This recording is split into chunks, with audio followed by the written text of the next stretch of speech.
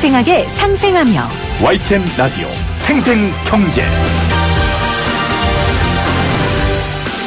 청취자 여러분 안녕하십니까. 김혜민 PD를 대신해서 오늘과 다음 주 월요일 생생경제를 진행할 김우성 PD입니다. 지난 봄 이 시간 김우성의 생생경제로 여러분들 만났었죠. 제가 마지막 방송 인사말로 드렸던 말이 경제란 안부를 묻는 것이다 였습니다. 그런데 지금 한국 경제 안부를 묻지 못할 상황입니다. 삼성바이오로직스의 고의 회계 분식 후폭풍이 거셉니다. 소액주주, 개인 투자자들의 피해도 크지만 무엇보다 주주라는 이름을 무색하게 군주처럼 행동한 재벌의 행태 씁쓸합니다. 금융정의연대 김득희 상임대표 스튜디오에 모셔서 이 문제점 무엇인지 뭐가 가장 중요한지 풀어보겠습니다. 오늘 이것도 경제야 시간에는 경향신문 박병률 기자와 함께 마음과 심리가 이끌어가고 있는 경제 이야기 아주 재미있게 마련했습니다. 2018년 11월 16일 금요일 생생경제 지금 시작합니다.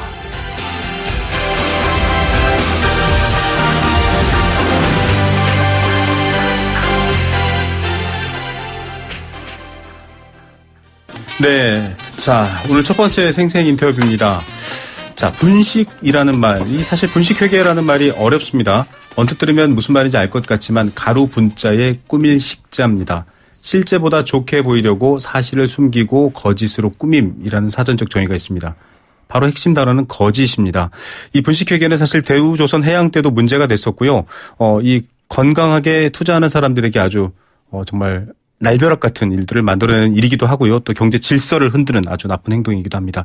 오늘 금융정의연대 김득희 상임대표 스튜디오에 모셔서 관련 얘기 좀 나눠보겠습니다. 대표님 안녕하십니까? 예, 반갑습니다. 네, 뭐 여기저기 많이 인터뷰를 또 하고 계시더라고요. 예. 일단은 사실은 이 사안 자체가 굉장히 좀 복잡한 구조로 되어 있어서요. 예. 단순한 뭐 일반적인 사건처럼 설명할 수는 없습니다. 고의 분식회계 결론을 당국이 아주 1년 8개월간 시간을 끌다가 내렸습니다. 그 배경들을 먼저 좀 이해해야 될 것 같거든요. 예. 어떻게 보십니까? 예, 저희들은 만시지탄이지만 사필 규정으로 보고 있거든요. 네. 그러니까 이게 출발했던 분식회계의 첫 번째 원인은 저희들이 보기에는 삼성 이재용 부회장의 경영권 승계를 위한 제일모직과 삼성물산의 합병 과정에서 네네. 제일모직의 주식 가치를 높게 평가하기 위해서 네. 삼성바이오로직스가 이용되었다라고 네. 보고 있고 그 과정에서 주식 가치가 재산 가치가 뻥튀기가 여러 번 있었기 때문에 나왔고요. 그걸 참여연대와 심상정 의원이 특혜 상정 문제와 함께 네. 분식회계 의혹을 던져서 특별 감리를 했고 네. 그 결과가 얼마 전에 나오게 된 거였고요. 네. 저희들은 당연히 분식회계로 보고 있고요. 어저께 글을 올려주셨는데 금융위원회 정권선물위원회 감리위원을 맡고 계시는 이한상 고려대 교수님께서 네. 이와 관련해서 페이스북에 올린 글인데요. 네. 한마디로 회계산업의 세월호 사건이다. 아. 너무도 명명백백한 고의한 분식회계라고 말씀을 하셨거든요. 예.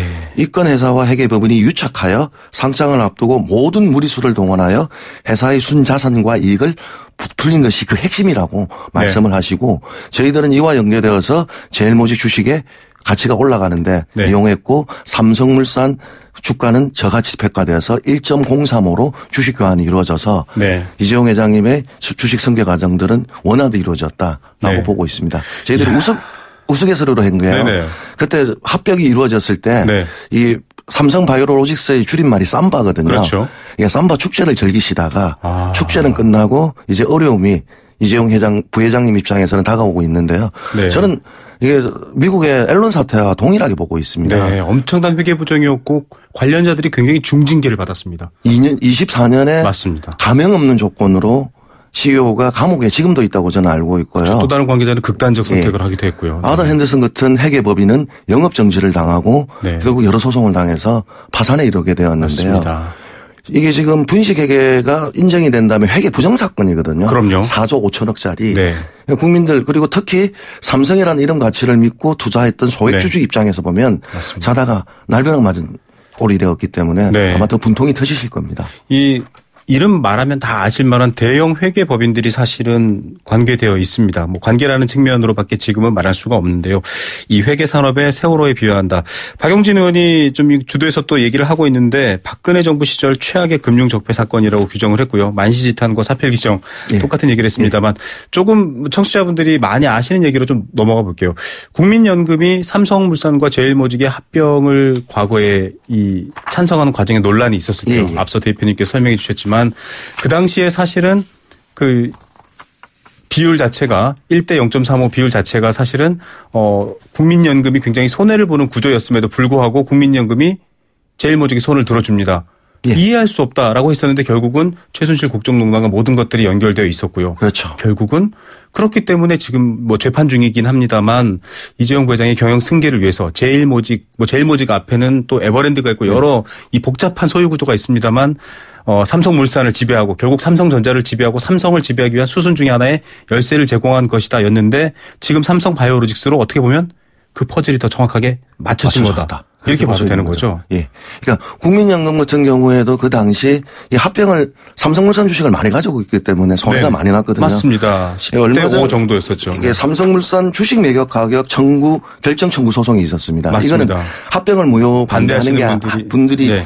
그 가격이 잘못 산정되었다라고 했는데 이게 2심에서 2016년 5월에 66,600원으로 맞아요. 9,000원 정도가 더 올란 가격으로 인정을 받았고요. 네. 이걸 국민연금의 손실액을 가정을 한다면 580억이 손실을 본 거거든요. 국민들의 돈이 손실 본 거죠. 그렇죠. 우리 노자금이 털리는 거라고 네. 볼 수가 있는데 그 당시 이런만 되면 안진회계법인이 네. 이 그러니까 삼성바이오로직스의 네. 주식 자산 가치를 19조로 갖다 줬거든요. 보고서를. 이야. 그러니까 이 19조짜리가 6조 5천억, 6조 네. 9천억이었는데 지금 보니까 4조 5천억도 분식이다. 예. 이렇게 됐기 때문에 이거 무슨 요술방망이들도 아니고 회계법인들이 지금 이렇게 뻥튀기를 할 수 있는지 참 의문입니다. 이 뻥튀기를 가지고 지금 내부 문건 공개가 예. 어떻게 보면 고의 분식 회계다라는 근거가 됐다라고 하는데 스모킹건이었죠. 이것도 들어보면 섬뜩해요. 예. 박응진 의원님 손에 누군가가 네. 갖다 준 거로 보는데 저는 내부자가 아닌가 싶어요. 왜냐하면 내부 문건이었기 때문에. 네. 그러니까 삼성이 치밀하게 경계돼 왔던데 그러니까 정선이가 1년 이상을 끌었지 않습니까? 이걸 네. 결정을 못하고 맞습니다. 여러 차례 회의를 하고 했던 것들이었는데 이번에는 저희들이 갑론을박이 있어가지고 회의가 늦게 결론이 날 거라고 봤는데 의외로 일찍 났거든요. 네. 그건 바로 박용진 의원이 공개한 삼성 내부 문건에 의해서 네. 삼성의 입장을 이해했던 정선희 위원조차도 네네. 입을 다물게 하지 않았나.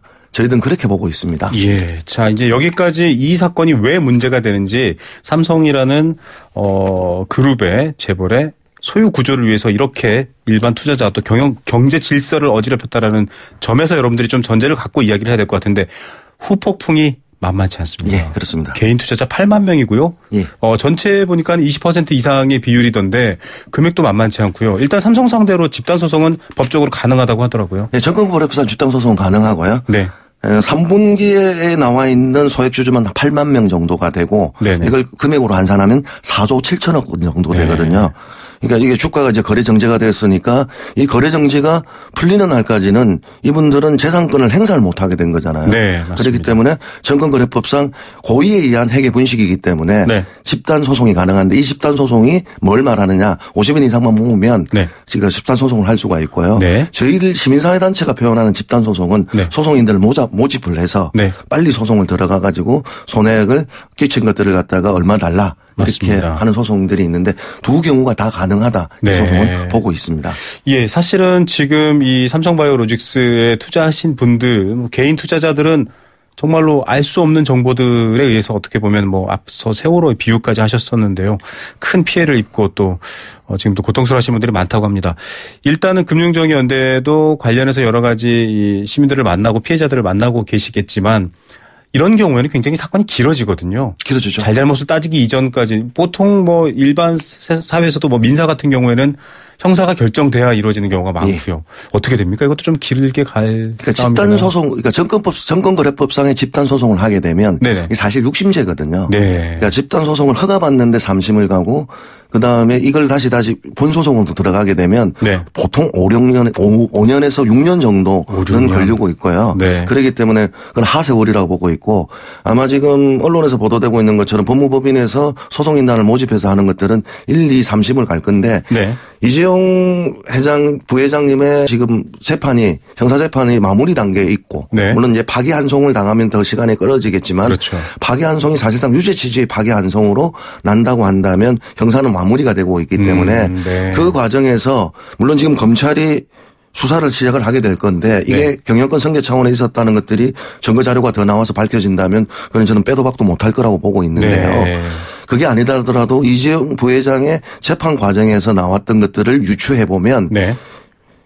개인들이 하시는 이 소송들은 좀 시간은 빨리 걸리지 않을까라고 추측을 하고 있는데 문제의 핵심은 손해액을 얼마나 산출을 할 수 있는지 네. 그리고 뭐 법원이 복잡하게 얽혀 있는 것들을 하나로 잘 이해를 해서 판결을 할 건지 이게 좀 핵심이 아닌가 싶습니다. 예, 사실은 이 투자한 시점, 주식을 사신 시점 또 여러 가지 상황들을 고려해야 되는 부분들에 대한 복잡성 얘기 뭐 여러 매체에서 많이 보도가 됐으니까 아셨을 겁니다. 앞서 이 이야기를 시작하면서 이재용 삼성 부회장의 승계 과정, 경영권 승계 과정이 아주 중요하다고 얘기한 게 지금 말씀드린 얘기인데 1심에서는 유죄였습니다. 그래서 구속이 되었고 2심에서는 집행유예로 나오는 무죄 취지가 됐었죠. 지금 이제 대법을 남겨두고 있고 파기환송 얘기까지 하셨는데 지금 이 드러나 있는 걸 보면은 2011년에 삼성바이오로직스를 만들고 에피스라는 회사를 만들고 이 회사가 종속회사냐 관계회사냐를 놓고 네. 지금 장부에 적힌 가격이냐 시장 가격이냐에 따라서 수조 원이 튀었고 네. 또다시 증권사의 여러 가지 보고서를 통해서 19조라는 또 가치가 네. 만들어지게 되고 네. 이 정도면은 이런 얘기는 지금 주제와는 좀 약간 벗어날 수 있지만 경영권 승계에 대한 부분들 유죄를 생각해 볼 수 있는 상황인가요? 어떻게 판단하십니까? 상식적인 국민들이 볼 때는 네. 유죄로 볼 수밖에 없는 증거들이 너무나 많이 나와 있고요. 네. 그다음에 이재용 부회장 같은 경우 2심 재판부만 안종범 수첩을 인정하지 않았거든요. 네. 다른 데서는 수첩 중앙정보들상 다 했었고 특히 박근혜 2심 재판부는 네. 묵시적 청탁이라고 받아들였거든요. 네. 그렇기 때문에 불리한 상태인데 네. 지금 저는 다른 결정도 있겠지만 박용진 의원이 공개한 이 내부 문건만 보더라도 맞습니다. 구체적으로 실행한 것 때문에 이게 근데 대법원은 사실관계만 다투기 때문에 새로운 네. 증거를 제출할 수가 없거든요. 그래서 아마 특검이 이번 정선이 결정과 박용진 의원이 공개한 내부 문건들을 의경서 형태로 내지 않을까. 그러면 이게 이제 파기환송이 되면 네. 다시 심리가 되려면 그래서 본격적으로 다툴 수 있다 이렇게 보고 있고 예. 거기에서 이재용 부회장의 승계 과정이 명명백백히 저는 밝혀지리라 보고 있습니다. 예, 여러분 이건 증권의 문제 혹은 기업의 문제가 아니고요. 정의의 문제입니다. 금융정의연대 김득희 상임대표와 함께 생생경제 전해드리고 있고요. 청취자 여러분들이 문자로 왜 진행자가 바뀌었나라고 하는데 바뀐 게 아니고요. 잠시 대신하고 있습니다. 예, 오늘과 월요일만 함께하는 김우성 PD입니다. 지금 얘기를 조금 바꿔서 나와볼게요. 일단은 이재용 부회장의 경영권 승계에 대한 여러 얘기는 좀 요 정도까지 하고요. 이 피해 보신 분들은 앞서 회계 부분의 세월호 사건이라고 했지만 회계 부분이 아니라 지금 투자자들한테도 거의 그 정도 충격에 맞먹는 문제들이 될 텐데 대비를 할 수도 없지 않습니까? 개인 입장에서는 기업의 핵심, 즉 지금 삼성바이오로직스가 삼성 미래전략실에 보낸 문건들 공개되면서 지금 새로운 사실들이 밝혀져 나오고 있지만 개인들한테는 전혀 이런 정보도 없었습니다. 저는 당연히 없었죠. 그렇다고 한다면 사실 이분들이 지금 소송을 준비하려고 해도 막연하게 뒤통수 맞고 대응해야 되는 상황에 맞닿아 있는 그런 상황이잖아요. 지금 이분들은 투자 성향들을 봤을 때 소액주주님들이 투자 성향을 봤을 때 네. 삼성의 주식을 사는 것들은 네. 삼성의 이름 가치를 믿고 그렇죠. 투자를 하게 되었고 맞습니다. 설마 삼성이 이러지 않았을 거라고 생각을 했기 때문에 왔는데요. 우선 변호사님들이 준비를 하시겠지만 네.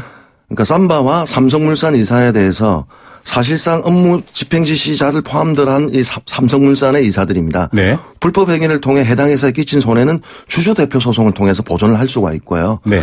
분식회계에 따른 주주들이 입은 직접 손해는 자본시장법상 손해배상 소송이나 정권 분야 집단 소송으로 보전하는 것들로 갈 수가 있는데 네. 이제 변호사님들이 어떤 선택을 하셔서 빠른 방식으로 갈 건지 네. 여러 가지 고려가 될 건데요. 저는 이번 차원에 이 사건을 통해서 회계사들도 연대 배상을 할 수 있거든요. 네. 사법상. 네. 왜냐하면 분식회계에 회계 사업보고서를 허위로 네. 회계 분식에 가담은 공범이 되는 거잖아요. 맞습니다. 그렇기 때문에 연대 배상 책임까지 물어야 된다라고 저는 보고 있습니다. 예.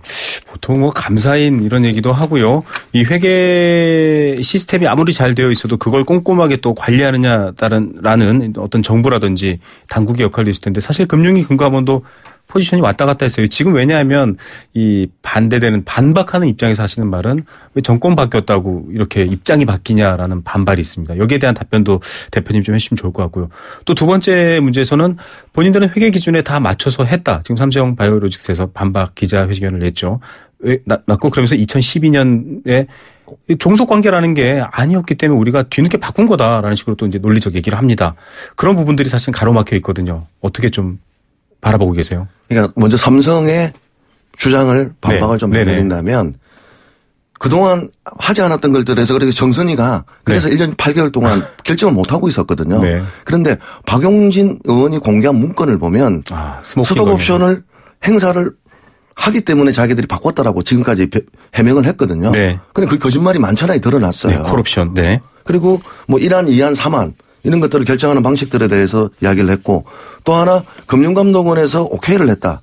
뭐 적법하다라고 했다라고 했고 연석회의를 했다 이렇게 하는데 저는 그 연석회의가 마치 대책회의처럼 들리더라니까요. 왜냐하면 이제 첫 번째 질문과 연관되는데요.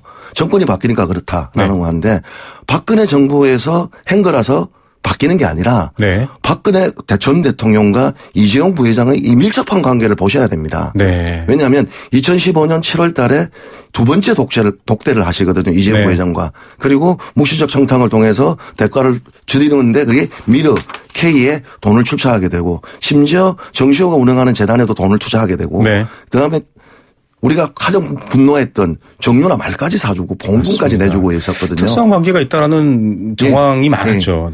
그리고 2015년 12월 그 즈음에는 심한 경우는 어떤 경우가 있었느냐면 최순실 집사였던 외환은행 지점장을 특별 승진시키기 위해서 청와대가 직접 지시해서 금융부위원장이 지주회장한 데까지 압박을 전화를 했던 시기였거든요. 무소불위의 금융 통제를 하고 있었던 청와대가 특히 특검의 공소기록이나 수첩을 본다, 그러니까 안종범 수첩을 본다면 이제 그러니까 물산의 합병 과정들을 이 합병 과정을 전폭 지원해라 이렇게 나와 있습니다. 그리고 이재용 부회장은 삼성바이오로직스 상장과 관련해서 상장하고 나서 환경규제 완화라든가 투자자 위치에 대해서 직접 도와달라고 직접적인 부탁까지 하고 있었거든요. 이게 단순히 정권이 바뀌어서 그렇다라고 보실 문제가 아니라 그 정권에 있었던 심각한 적폐인 거죠. 박용진 의원이 금융적폐라고 이야기를 하는데 이게 정경유착이잖아요. 맞습니다. 한마디로 정리하면 정경유착을 통해서 상장되어서는 아니 될 삼성바이오로직스가 적자나는 회사를 흑자나는 회사로 뻥튀기를 해서 상장을 시켰고 이재용 부회장이 유리한 상황을 만들어냈고 결국은 그렇게 해서 자기들이 선거에 유리하게 사용을 한 거였기 때문에 저는 너무 늦었다고 벌써 그래서 만시지탄이라고 표현을 했던 게 왜 끌었느냐. 오히려 박용진 의원이 공개한 삼성 내부 문건이 나오지 않았다면 이번에도 결정을 또 못한 거 아니냐. 이렇게까지 저는 생각을 하고 있습니다. 이 지금 김두기 대표가 말씀하신 부분이 여러분 이 사건을 바라보는 핵심적 시선이 돼야 되는 부분이라는 점이 좀 중요한데요. 왜냐하면은 여러 가지 분식회계라든지 부정이 일어났던 측면에 있어서 정부나 관리당국은 결국 국민들이 기댈 수밖에 없는 마지막 보루인데 그 부분에 대한 부족함들이 이렇게 지금 끌고 왔고 이제서라도 좀 제대로 역할을 해야 된다 이런 차원으로 좀 봐야 될 것 같습니다. 자, 뭐 피해에 대한 얘기도 나오고 있고 여러 가지 얘기가 나오고 있는데 결론적으로 좀 나중에 바라봐야 될 것들 상장 폐지. 지금 여러 가지 실질 심사가 예고되어 있긴 한데요. 사람들이 말을 합니다. 심지어는 28만 원 5천 원까지 떨어졌던 주가가 다시 이제 오른 상태로 지금 거래 중지가 됐는데 폐지까지 하겠어라는 얘기가 있고요. 지금 말한 정도 상황이면 사실은 폐지해야 될 상황이기도 하고요. 어떻게 봐야 될까요? 그러니까 이 대마불사론이거든요. 그러니까 과연 폐지시키겠느냐. 그러면서 대우 조선해양도 폐지를 안 시켰는데 그러니까 거래정지만 100 며칠 시켰다 이렇게 이야기를 하시는데요. 본질을 봐야 됩니다. 상장해서는 안 될 요건을 갖춘 회사를 회계 조작을 통해 가지고 상장을 시켰었거든요. 이게 이제 정정을 하고 고의 확정이 된다면 저는 상장 폐지 사유에 해당된다고 보고 있거든요. 그런데 물타기를 하시는 분들은 회계 조작을 통해서 분식 회계를 통해서 상장 폐지된 사례는 없다라고 이야기를 하고 있고요. 또 하나 상장 폐지가 되면 휴지 조각이 된다라고 공포감을 조성하고 계세요. 그런데 상장 폐지가 된다고 해서 삼성바이오로직스 회사의 주가가 휴지 조각이 될 일은 없거든요. 대부분 상장 폐지가 되었던 회사는 적절한 회사를 갖다가 흑자로 회계를 분식을 해서 망할 회사들이었거든요. 그러다 보니까 상장 폐지가 이꼬르 회사가 부도나는 법정 관리다 가다 보니까 휴지 조각이 되는 거였지. 지금 삼성바이오로직스의 주식이 상장 폐지가 된다 한들 휴지 조각은 되지 않는데 다만 이분들이 재산권 행사하는데 시간이 오래 걸리다 보니까 네. 그분들의 피해를 어떻게 보상할 것이냐. 그건 저는 삼성이 책임져야 된다고 보고 있거든요. 맞습니다. 인류기업을 지향하는 삼성이 이렇게 부도덕한 짓을 해놓고 삼성의 소액주주들 뒤에 숨어서 상장 폐지를 막아내는 로비를 한다든가 여론을 조장한다든가 네. 언론을 이끌어가면 저는 안 된다고 보고 있고 비겁하다고 보고 있습니다. 네. 왜냐하면 이게 중요한 게 자본시장 질서를 교란한 거거든요. 맞습니다. 그렇다면 이번 참에 삼성도 허위 상장을 한다든가 회계 분식을 했을 때 상장 폐지까지 된다는 것들을 시장에 시그널을 보내서 오히려 자본시장 질서를 회복하는데 네. 상장 폐지가 더 이로움이 된다. 물론 아픔을 가지고 가시는 분들도 겠지만 그분들에 대한 보상은 삼성이 손해배상으로 풀어야 된다. 이렇게 네. 보고 있습니다. 힘에 의해서 그리고 소수가 자신들의 비밀스러운 의지에 의해서 거짓으로 끌고 가는 게 과연 시장일까요? 미국은 우리보다 시장이 훨씬 앞서 있습니다. 앨런 25년형을 선고받고 24년형을 선고받았습니다. 왜 그렇게 했을까요? 그 시장의 정상적인 기능을 지키기 위한 사회의 노력입니다. 이 문제도 그렇게 끌고 가기를 바라보고요. 또 김두기 대표님께서 현장에서 많이 목소리 내주시길 기대하겠습니다. 오늘 말씀 감사드립니다. 예, 감사합니다. 네, 지금까지 금융정의연대 김두기 상임대표였습니다.